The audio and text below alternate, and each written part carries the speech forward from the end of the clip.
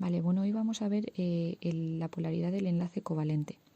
Vosotros en vuestro libro lo tenéis en la página 74 y bueno, el enlace covalente puede ser polar o apolar, ¿vale? En esta imagen que os he puesto tenemos el enlace iónico, que es el que habíamos visto previamente. Un ejemplo de enlace iónico es la sal común, ¿no? El NaCl. Entonces el Na forma al ser un metal forma un ion positivo y el Cl un ion negativo. Entonces vemos en el compuesto iónico como el ion negativo, al ser más electronegativo, atrae los electrones y por eso tiene una mayor densidad electrónica a su alrededor, ¿vale? Algo similar ocurre con el enlace covalente polar, ¿vale? Que es el que está en el centro. El ejemplo que tenemos aquí es el ácido clorhídrico, ¿vale? En este caso, el cloro no tiene una carga positiva y el hidrógeno no tiene una carga positiva, pero sí tienen una carga parcial, ¿vale? ¿Por qué? Porque el cloro es más electronegativo. Entonces, al ser más electronegativo, el par electrónico que comparten, la pareja de electrones que comparten en el enlace, la atraerá con mayor fuerza, ¿vale? Por eso, alrededor del cloro hay una mayor densidad electrónica, porque tiene tendencia a atraer esos enlaces atraer esos electrones del enlace, ¿vale? Entonces en el cloro se creará una carga parcial negativa y en el hidrógeno una carga parcial positiva. Por eso es un enlace polar, ¿vale? Tiene una cierta polaridad.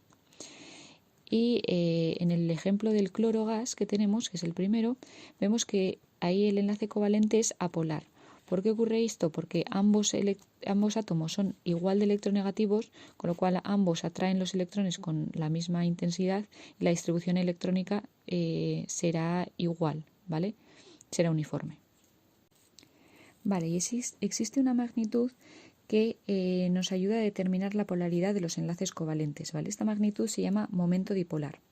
El momento dipolar es una magnitud vectorial que tiene sentido de la carga positiva a la negativa, ¿vale? De tal manera que calculando la resultante de las magnitudes vectoriales del momento dipolar, sabremos si la molécula es polar o apolar, ¿vale? Vamos a ver ahora unos ejemplos de moléculas poliatómicas para entenderlo mejor, ¿vale? Vale, en los ejemplos que tenemos aquí podemos ver cómo para determinar la polaridad del enlace covalente tenemos que fijarnos en el momento dipolar, pero también en la geometría de la molécula, ¿vale? Que es lo que vimos ayer. Vale, entonces para el primer ejemplo tenemos el CO2, ¿no? Entonces ahí vemos cómo está la estructura de Lewis, la geometría molecular, que es lo que ya habíamos visto anteriormente, y en la tercera fila tenemos el momento dipolar, ¿vale? Tenemos que tener en cuenta que en este caso el oxígeno es más electronegativo que el carbono. Entonces el oxígeno tendrá una carga parcial negativa y el carbono una carga parcial positiva. Entonces, como hemos definido que el momento dipolar es un vector que va de la carga parcial positiva a la negativa, ¿vale? Ahí aparecen dibujados los dos vectores, ¿vale? Los dos momentos dipolares.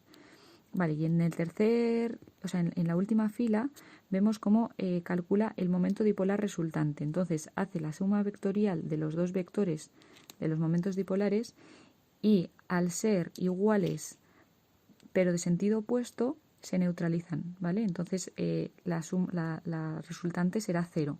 Como la resultante es 0, esa molécula no está polarizada, ¿vale? Veis cómo los vectores se anulan. Vale, vamos a ver el siguiente caso. En el siguiente caso, el cloro es más electronegativo. Entonces tenemos que tener en cuenta, por un lado, la geometría molecular, que la vemos ahí en la segunda fila, y por otro lado, los momentos dipolares, que los vemos en la tercera fila.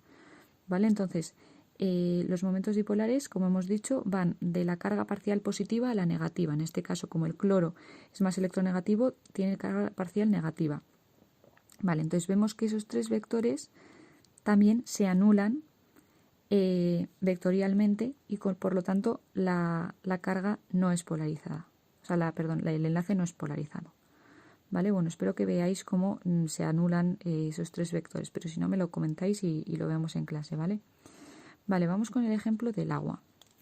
En el agua, bueno, tenéis en la primera fila la estructura de Lewis, en la segunda la geometría, que tenemos que tener en cuenta para determinar la polaridad, Y en la tercera fila tenemos representados los momentos dipolares, ¿vale? En este caso, como el oxígeno es más electronegativo, tendrá una carga parcial negativa y por eso los vectores van del hidrógeno al oxígeno, ¿vale? Los momentos dipolares, los vectores. ¿Qué pasa en este caso? En este caso los vectores no se anulan, como veis. Como no se anulan, el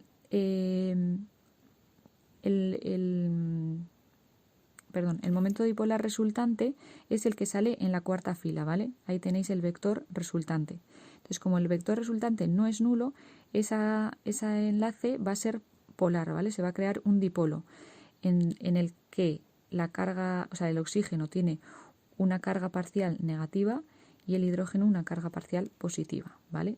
En las que no se anulan.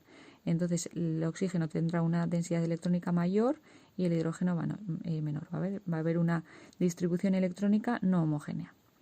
Vale, y por último vamos a ver el último ejemplo que tenemos el amoníaco. En la primera fila tenemos la estructura de Lewis, en la segunda la geometría molecular, que tenemos que tener en cuenta junto con los momentos dipolares que aparecen en la tercera fila para determinar si es polar o no polar.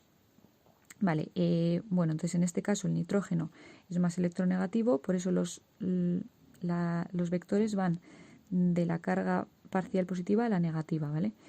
En este caso, debido a la geometría molecular, estos vectores no se anulan, ¿vale? Y el vector resultante, el momento dipolar resultante, es el que aparece en la cuarta fila, ¿vale? Abajo del todo. Y al tener un momento resultante no nulo, la molécula será también polar, ¿vale? Entonces tendremos una carga parcial negativa en el nitrógeno y una carga parcial en